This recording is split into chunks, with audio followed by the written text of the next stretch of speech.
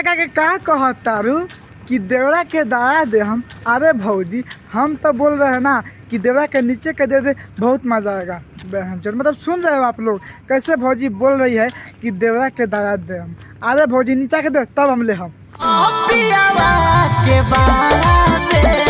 बारे तारा बहनी के गाड़ी में जेसीपी के लंड पे लो।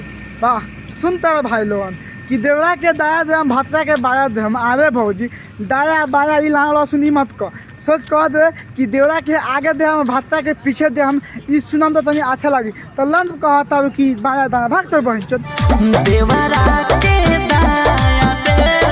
ना गाँव सुने खाती। अब देखा तार बहन चोद भौजी उ तार मन बा कि दाया देबू के बाया देबू चाहे तू ना देबू, लेकिन हम कहल चाहती भौजी हम मुँह मार के बहुत परेशान हो गए बनी कसम से कह दनी।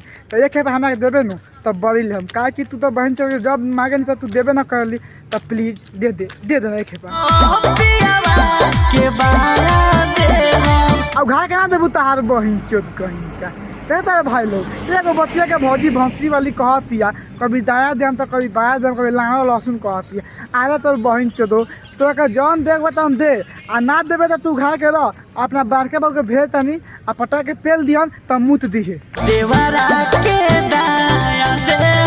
अब देखा तार बहन चो देखा मोटरसाइकिल आता है गलती से गाड़ी में ढुक जाए तब मर जाए तार बहन चो कहीं एगो बतिया के बार बार तार बहन फेर दाबू कि दाया बाया लाना लहसुन कहता रे भौजी भंसरी वाली तो जाना के दे के मन में दे दिए, लेकिन दिमाग मत खराब कर देता है कितना हाईवे बानी सन गलती से तार बहन तो बहन चोत कहीं का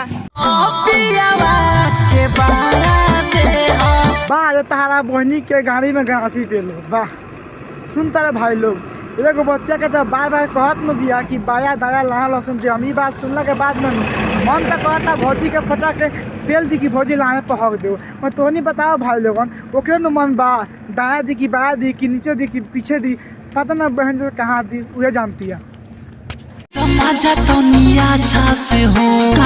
अच्छा बहन चोद बहुत अच्छा। सुन तारा भाई लोग कैसे भैया भौंसरी वाला कहता कि लेवे द माजा अच्छा से हो। अरे भैया हम तो कहती भौजी के पाछे से पेल था कि भौजी के अटकले रहा तार घूम जाना गोरी तो पाछा से हो। अच्छा घूम जाना गोरी पाछा से हो। अब सुना भाई लोग अभी भैया भौंसरी वाला कहत रख कि लेवे द माजा अच्छा से हो, अब कहता कि घूम जा पाछा से हो। तार बहन चो तो भैया गलती से पटा के पेल देम नु राने पर हक देबो।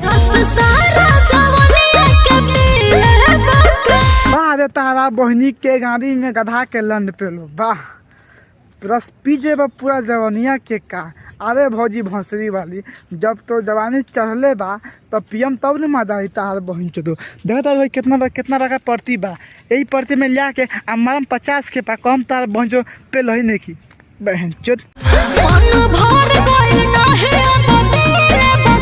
देखा तार बहन चोद भौजी तो मन भरे चाहे कुछ भरे वो समय कुछ ले दे के नहीं खे, लेकिन तब जैसे कहा तार इतना बात सुनने के बाद में मन करता पटा के पेल दी कि लाने भाग दे तार बहन चोद। तो बस भाई लोगन हम आगे सब्जी के दुकान बस सब्जी ले खाते तो वीडियो बंद करता नहीं। वीडियो अच्छा लगे लाइक शेयर कमेंट और सब्सक्राइब करी हो।